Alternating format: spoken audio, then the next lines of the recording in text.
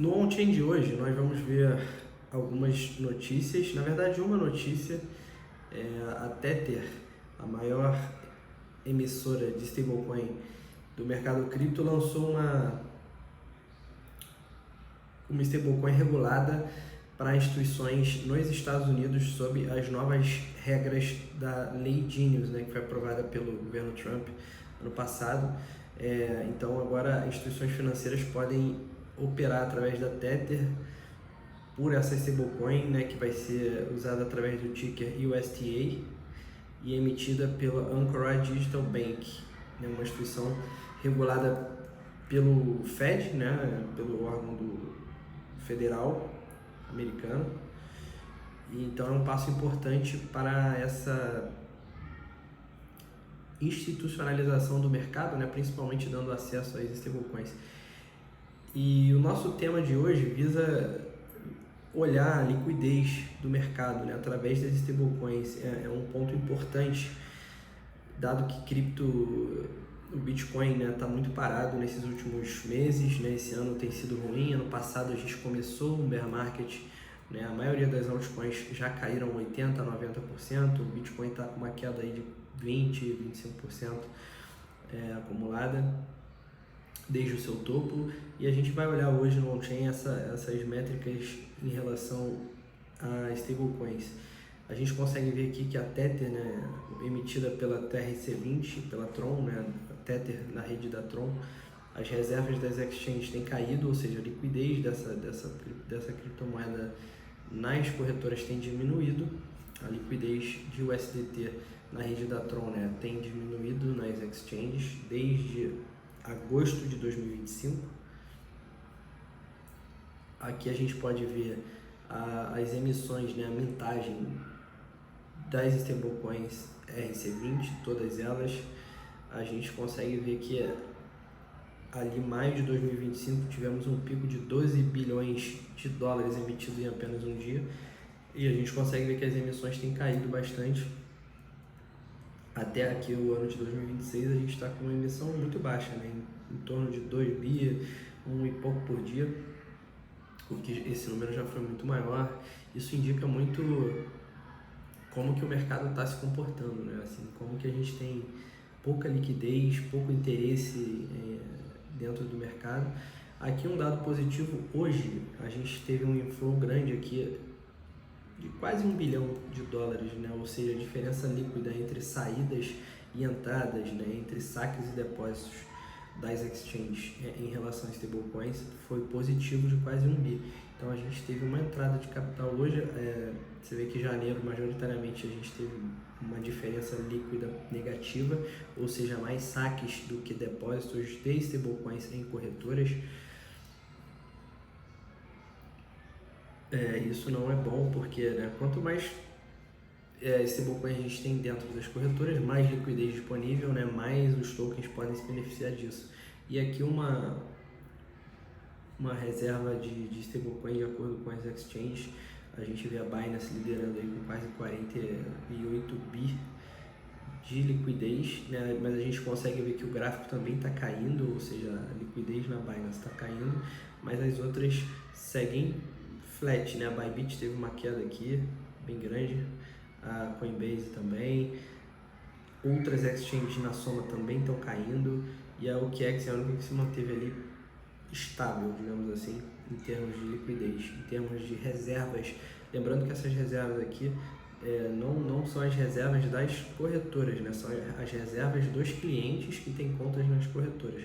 Então isso, só para ter essa diferenciação, porque isso é importante. Quanto mais esse número é maior, mais liquidez tem de investidor, né, mais possibilidade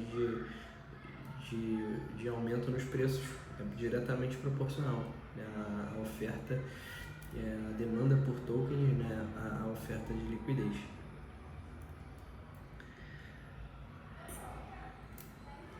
Então isso configura muito o momento, cara. Agora eu quero mudar um pouco para ótica de lucros realizados ou perdas realizadas no Bitcoin.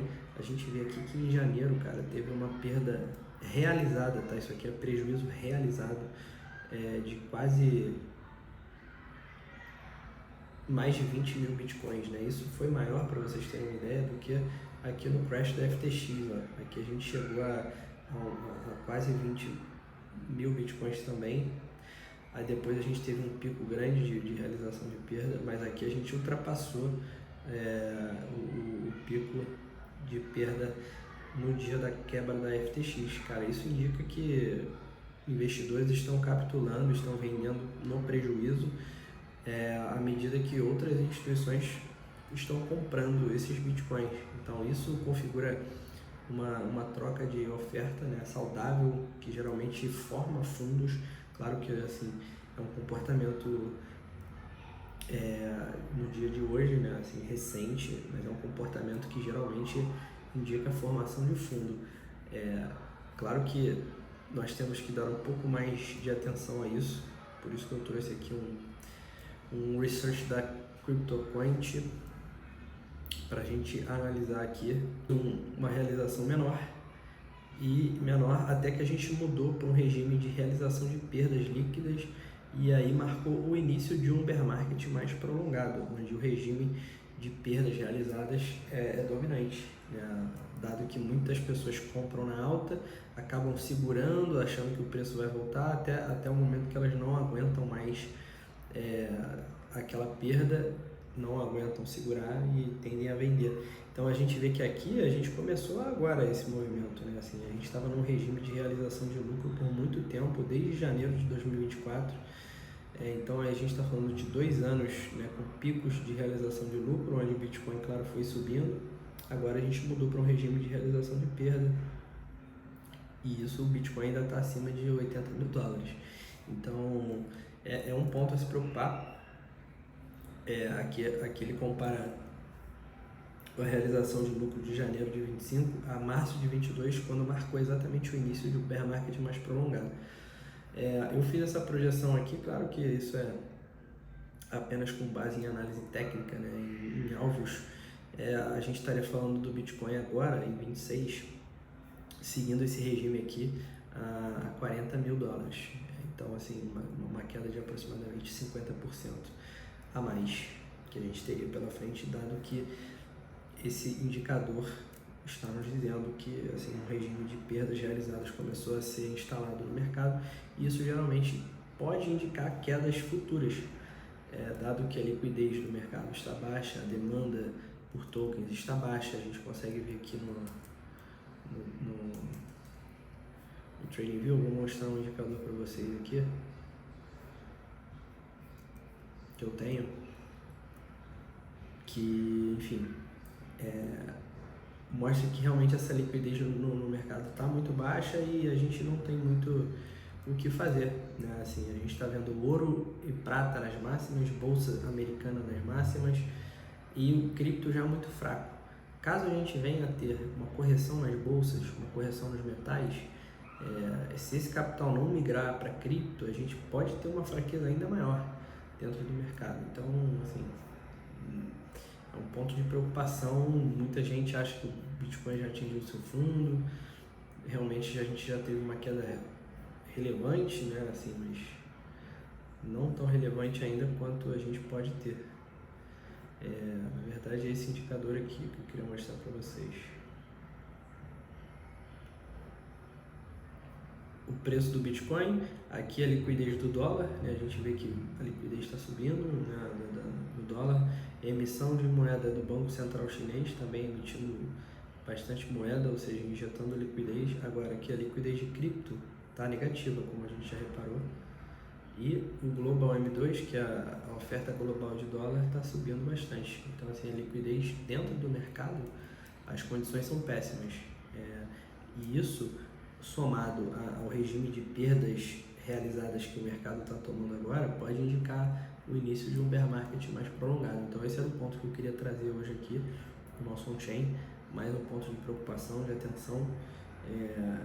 Mas ao mesmo tempo, assim, o Bitcoin já teve uma queda grande, as altcoins, como eu disse, já caíram 80% a 90%. Então, se a gente vivesse um bear market mais prolongado, eu não sei o que essas altcoins passariam aí, cara. Assim, bem difícil o cenário que a gente está agora.